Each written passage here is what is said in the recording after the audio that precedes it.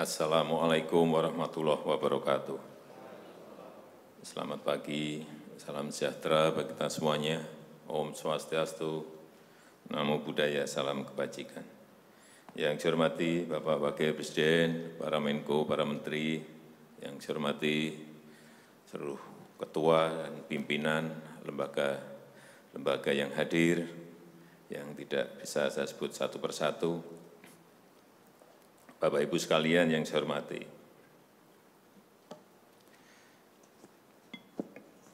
suasana dalam 3 bulan ke belakang ini dan ke depan, mestinya yang ada adalah suasana krisis. Kita juga mestinya juga semuanya yang ada di sini sebagai pimpinan, sebagai penanggung jawab, kita yang berada di sini ini bertanggung jawab kepada 260 juta penduduk Indonesia. Ini tolong digarisbawahi. Dan perasaan itu tolong sama, kita sama. Ada sense of crisis yang sama.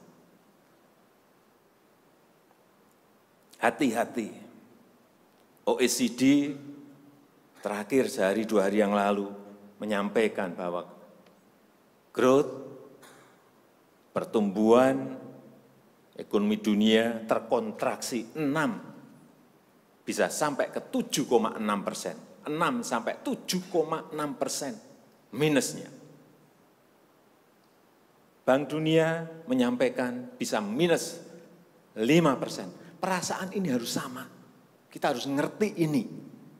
Jangan biasa-biasa saja. Jangan linier. Jangan menganggap ini norma. Bahaya sekali kita. Saya melihat masih banyak kita yang menganggap ini normal.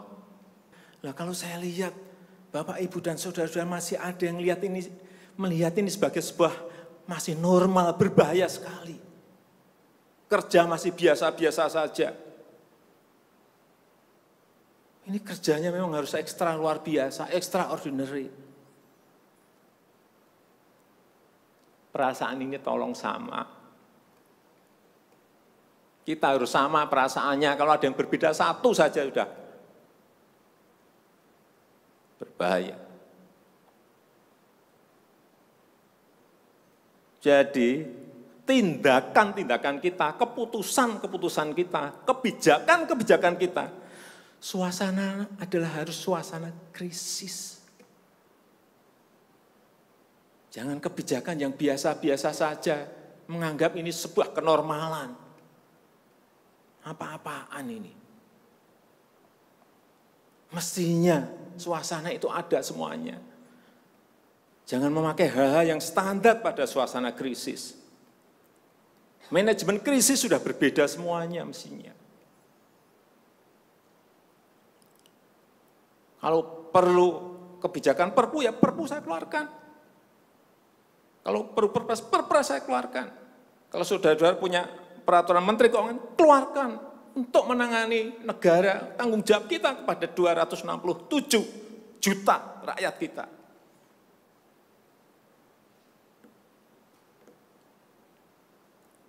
Saya lihat masih banyak kita ini yang seperti biasa-biasa saja. Saya jengkelnya di situ. Ini apa enggak punya perasaan, suasana krisis.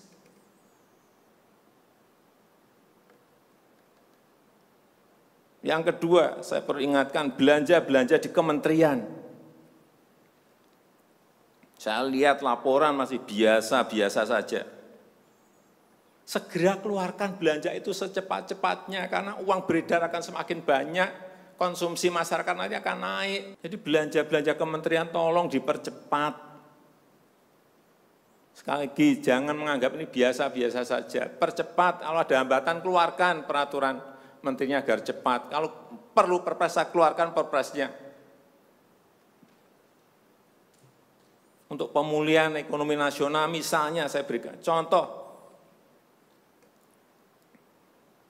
Bidang kesehatan. Itu dianggarkan 75 triliun. 75 triliun. Baru keluar 1,53% coba. Uang beredar di masyarakat kerem ke situ semua. Segera itu dikeluarkan dengan penggunaan-penggunaan yang tepat sasaran, sehingga men-trigger ekonomi. Pembayaran tunjangan untuk dokter spesialis, untuk tenaga medis, segera keluarkan. Belanja-belanja untuk peralatan, segera keluarkan. Ini sudah disediakan 70-an triliun seperti itu. Bansos yang ditunggu masyarakat, segera keluarkan. Kalau ada masalah, lakukan tindakan-tindakan lapangan. Meskipun sudah lumayan, tapi baru lumayan. Ini extraordinary. Harusnya 100%. Di bidang ekonomi juga sama. Segera stimulus ekonomi bisa masuk ke usaha kecil, usaha mikro. Mereka nunggu semuanya. Jangan biarkan mereka mati dulu baru kita bantu, nggak ada artinya.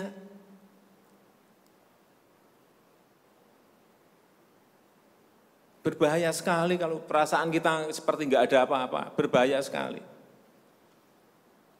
Usaha mikro, usaha kecil, usaha menengah, usaha gede, perbankan, semuanya yang berkaitan dengan ekonomi manufaktur, industri, terutama yang padat karya, beri prioritas pada mereka supaya enggak ada PHK.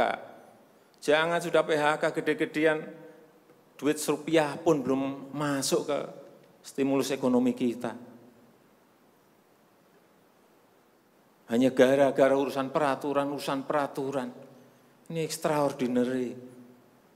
Saya harus ngomong apa adanya, enggak ada progres. Yang signifikan enggak ada.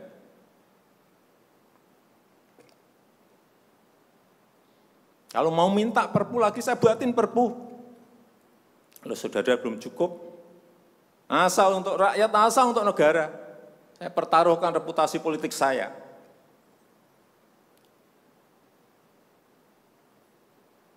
Sekali lagi tolong ini betul-betul dirasakan kita semuanya. Jangan sampai ada hal yang justru mengganggu. Sekali lagi, langkah-langkah extraordinary ini betul-betul harus kita lakukan. Dan saya membuka yang namanya langkah, entah langkah-langkah politik, entah langkah-langkah kepemerintahan akan saya buka.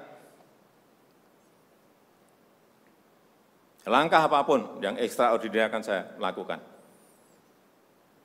Untuk 267 juta rakyat kita, untuk negara.